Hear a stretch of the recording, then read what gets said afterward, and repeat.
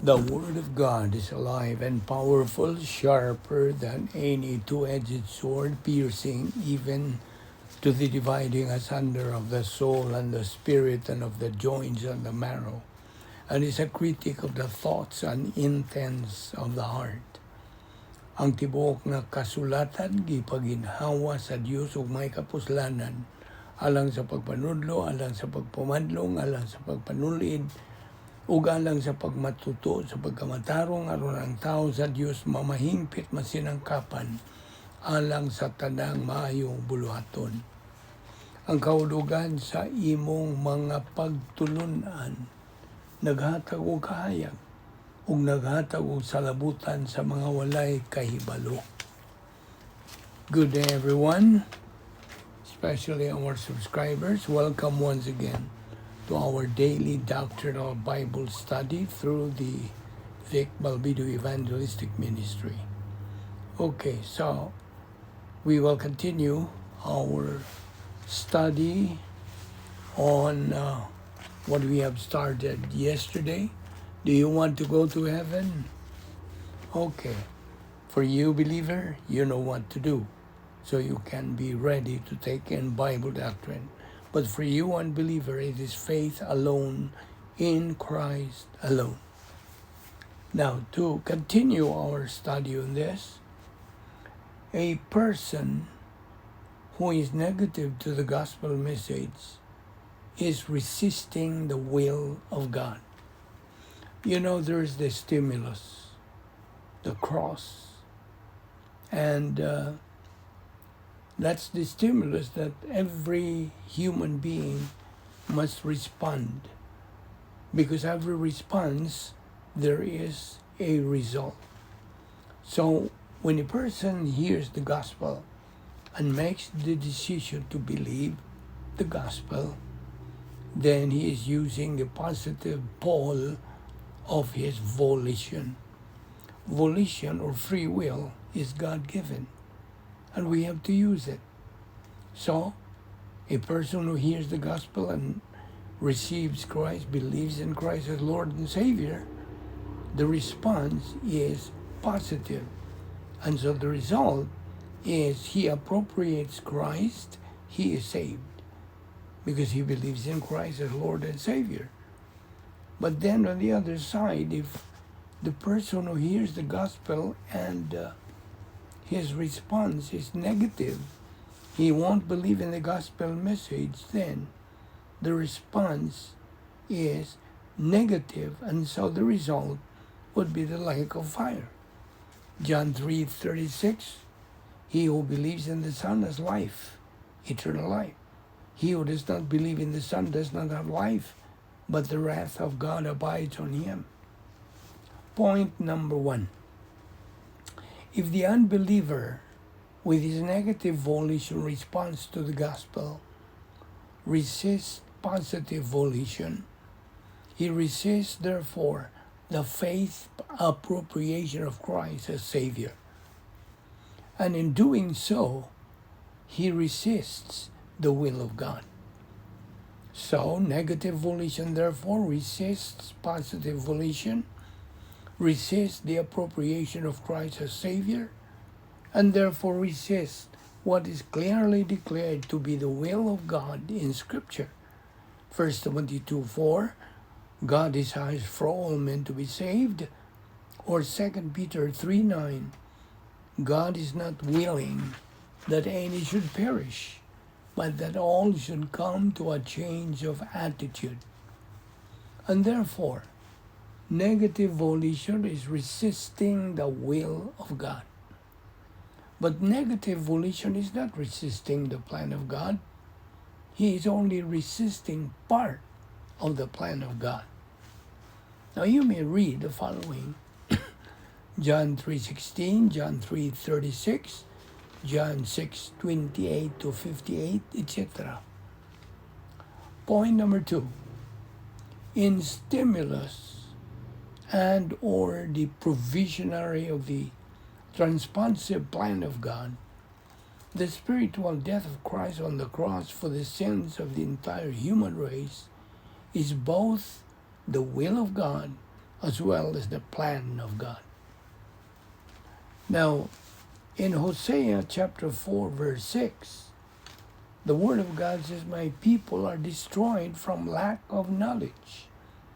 Because you have rejected knowledge, I also reject you as my priests.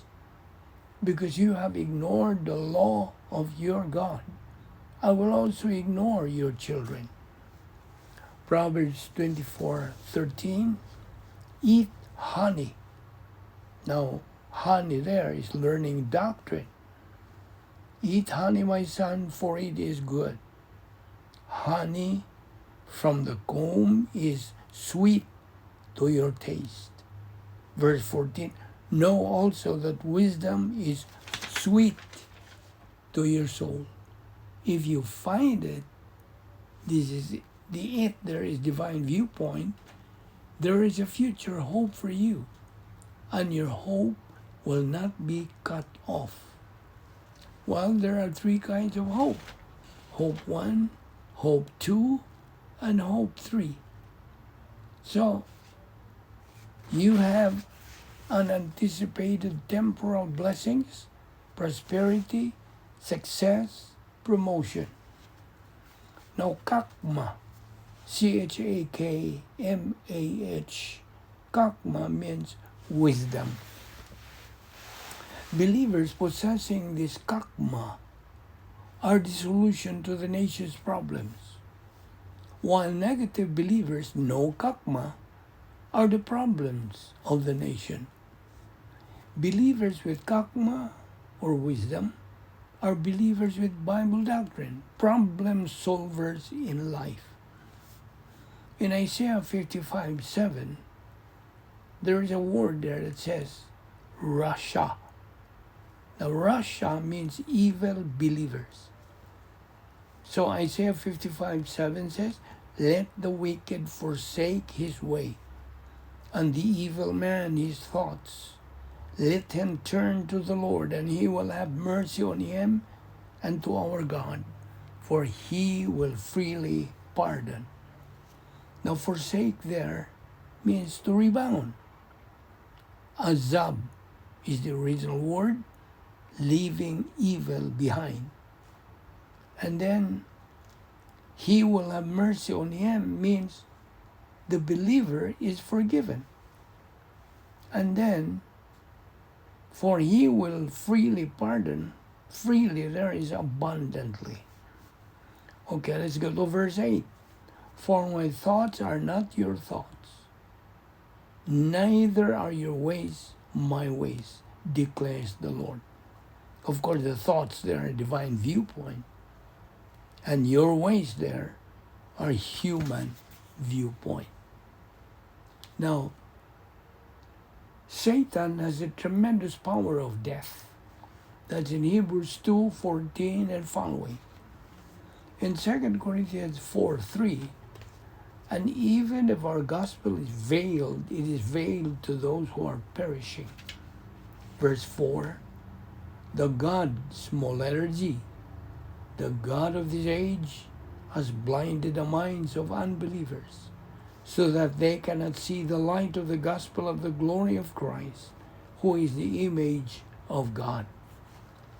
Now, blinded there is thopluo, meaning to blind somebody.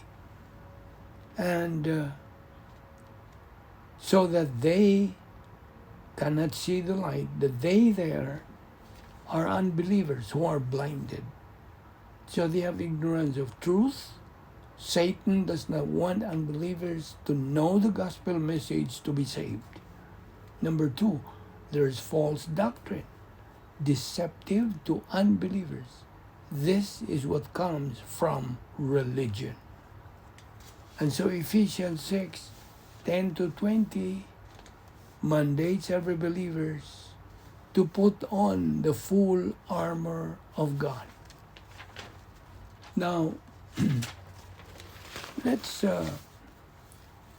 go to Isaiah 55:1. It says, "Come, all you who are thirsty, come to the waters, and you have no money, come, buy and eat. Come, buy wine and milk without money and without cost. Now, of course, buy there is redeeming the time. Verse 2, why spend money on what is not bread? You see, man was designed for fellowship with God. And fellowship with God is the only way to be happy, not buying things in life. Money cannot buy happiness. In Psalm chapter 1, verses 1 to 6, read this in the Bible. Isaiah 55:3, give ear and come to me, hear me, that your soul may live. Now, may live there is enjoy life to the fullest. Hebrews 4:2, unbelief of the Jews, though heard the gospel message. May I correct that? Unbelief of the Jews, though they heard the gospel message, they didn't mix the message with faith. Isaiah 55:6, seek the Lord while he may be found. Call on him while he is near. Verse 7, let the wicked forsake his way, and the evil man his thoughts. Let him turn to the Lord, and he will have mercy on him, and to our God, for he will freely pardon. Now, verse 8, for my thoughts are not your thoughts, neither are your ways my ways, declares the Lord. Remember, thoughts there is divine viewpoint. Okay? And your thoughts are human viewpoint. Verse 9, as the heavens are higher than the earth, so are my ways higher than your ways, and my thoughts than your thoughts. In Jeremiah 17, verse 7, but blessed is the man who trusts in the Lord, whose confidence is in him. Blessed there is Barak. Man who trusts in the Lord is the function of the faith rest life. And then trust there is Batak. Verse 8, he will be like a tree planted by the water that sends out its roots by the stream. It does not fear when heat comes. Its leaves are always green. It has no worries in a year of drought and never fails to bear fruit. Bearing fruit there is divine production. The heat there, when heat comes, the heat is the pressures of life. Now back to Hebrews 11. Well, of course, if you start from verse 1, that describes faith. Now, in 2 Corinthians 11:13 to 15, it talks about counterfeit ministers. 2 Corinthians 11:3 to 4, counterfeit gospel. Now, in Isaiah 13:14, it talks about Satan's 5 I wills. Now, hermeneuo means to interpret something. Hermeneutics is the doctrine of the science of interpretation. A text out of context is a pretext. 2 Thessalonians 2:1-2 talks about the rapture of the church. Verse 3-4, counterfeit gods. Now, in verse 6, it talks about kateko, meaning to restrain. It's the Holy Spirit who restrains. Verse 7, the secret power of lawlessness is already at work. Now the secret there is mysterion, meaning secret of lawlessness. Verses 8-10, counterfeit power of Satan. The person who rejects Christ as Savior is a lawless unbeliever. The believer who rejects Bible doctrine is a lawless believer. Did you get the point? I repeat, the person who rejects Christ as Savior is a lawless unbeliever, while the believer who rejects Bible doctrine is a lawless believer. In verse 9, it talks about the coming of the lawless one will be in accordance with the work of Satan displayed in all kinds of counterfeit miracles, signs, and wonders. Now, in Judges chapter 11, verses 6 to 7, here's a principle there. The important thing in life is where you are going and not where you have come from in life. Another principle, don't live in the past, but live in the present and consider very well where you are going in life. So keep learning Bible doctrine and let it circulate in the stream of your consciousness. That's another principle. Acquire the divine viewpoint leadership by starting the pastor-teacher's teaching ministry. 1 Timothy 4:16. Watch your life and doctrine closely. Persevere in them, because if you do, you will save both yourself and your hearers. Save there is sozo, avoidance of divine discipline, to deliver or save from divine discipline. 2 Timothy 2:15, study to show thyself approved unto God, a workman that so on and so forth.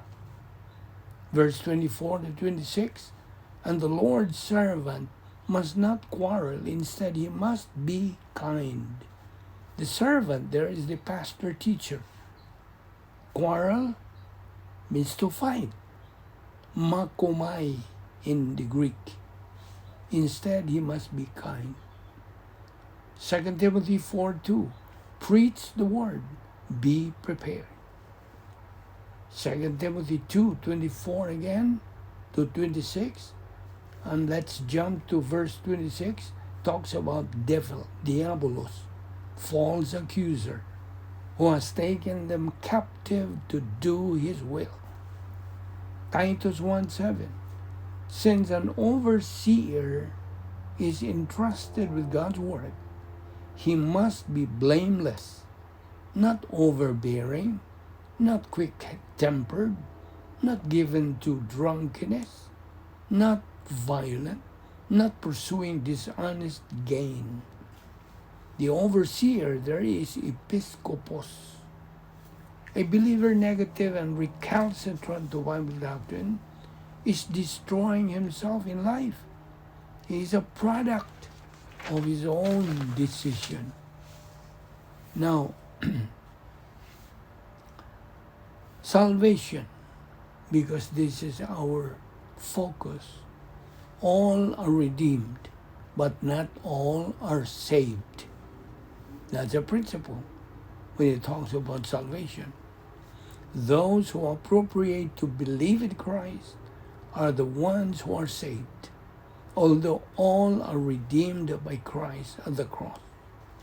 I repeat that principle, very important principle. All are redeemed, but not all are saved. What Christ did at the cross must be appropriated in order to be saved. So, of John chapter 1 verse 29, behold the Lamb of God who takes away the sins of the world. Now the Lamb there reference to the evangelization of the world performed by the 144,000 first fruits, the Jewish believers. In verse 5 of 2 Corinthians chapter 5, no lie, meaning guile, they are blameless, they are without fault, amonos, blameless. Now there are two things that can wreck a believer's life. Number one is ignorance. Number two is evil. A believer can be a success if he lives the faith-rest life. In verse 6, it talks about the gospel, evangelion, aionios, Romans 2:16 and following, what the gospel declares. The gospel of grace, the everlasting good news, the gospel, the message of everlasting life. Evangelizo means to evangelize. The Lord Jesus Christ is the Savior to the lost and dying human race. Every believer has a distinct privilege to represent the Lord Jesus Christ to a lost and dying human race. When a believer opens his mouth and communicates the gospel message to an unbeliever, but gets a negative response from him, it doesn't mean the believer is a failure. It's the unbeliever's choice to go negative to the gospel. So it's a matter of choice. In Romans 1:14, every believer is indebted to every unbeliever's salvation. I am a debtor. I am ready. Matthew 26:24. Better for an unbeliever never to have been born. That's what our Lord told Judas Iscariot. Better for you never to have been born. And that's what our Lord is going to tell all unbelievers.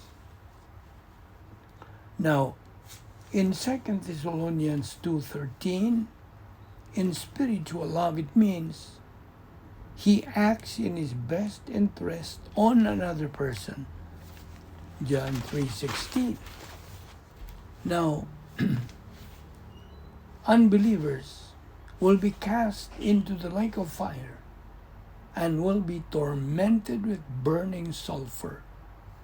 The smoke of their torment rises forever and ever.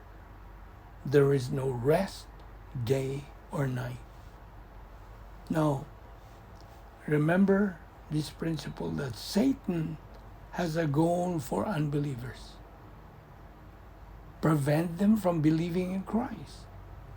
And his goal for believers is to distract them. Diabolos means devil, slanderer, false accuser, or Satanas. The original word for this means adversary, deceiver. 2 Corinthians 4:3. But if our gospel be hid, it is hid to them that are lost. Lost to destroy. Apolomy. Apolomy means to destroy, to perish. John 11:25, Jesus said unto her, I am the resurrection and the life. He that believeth in me, though he were dead, yet shall he live. Now there are two ways that Satan hides the gospel. Number one, when an unbeliever lacks knowledge of the gospel. Number two, Satan uses the believer ignorant of doctrine to be afraid and fail to evangelize unbelievers. Now there are three things that the unbeliever has to have to be saved. Number one is knowledge of the gospel. Romans 10:14. Satan uses the believer ignorant of doctrine to be afraid or afraid to evangelize. Number two, positive volition. Acts 2:38, Acts 17:30. And then number three is activated faith. Back to 2 Corinthians 4:3, the gospel is hidden. Why? Well, in verse 4, in whom the God of this world, small letter G, hath blinded the minds of them which believe not. Now there are two ways to blind the human eye. Number one is to remove light. Number two, too much light. Ephesians 2, 8 and 9, for by grace are ye saved through faith, and that not of yourselves, is the gift of God, not of works, lest anyone should boast. Zoe Aeneus is eternal life. Psalm 16:11, eternal happiness in heaven. Now, Proverbs 29 verse 18, where there is no revelation, the people cast off restraint, but blessed is he who keeps the law. Now, actually, this is the true condition of the United States of America. And revelation there is chazon, meaning vision. And then cast off is para, to forsake, to abandon, to leave alone. Blessed there is makarios. In 1 Timothy 2:4, who will have all men to be saved and to come unto the knowledge of the truth. These are the salvation verses. 2 Peter 3:9, Matthew 18:14, even so it is not the will of your Father which is in heaven, that one of them or one of these little ones should perish. Now, it is God's will that all be saved, and it is God's will that all believers grow in the Word of God. These are God's will. Now, what are the characteristics of a mature believer? Well, number one, a believer who understands the content of everything, from Genesis to Malachi in the Old Testament, from Matthew to Revelation in the New Testament, and the relationship of one book to another, and the relationship of the Old Testament books to the New Testament books, and vice versa. Now, there are three categories of the wills of God. Number one, viewpoint will of God. Number two, operational viewpoint will of God. And number three, geographical will of God. Now, back to the viewpoint will of God. This answers the question, what does God want me to think? And then the operational divine will of God. What does God want me to do? And then the geographical will of God answers the question, where does God want me to be? Now, we will continue this tomorrow. So don't forget to be with us once again and stick to our study, which is entitled, Do You Want to Go to Heaven? Okay. We will see you then tomorrow.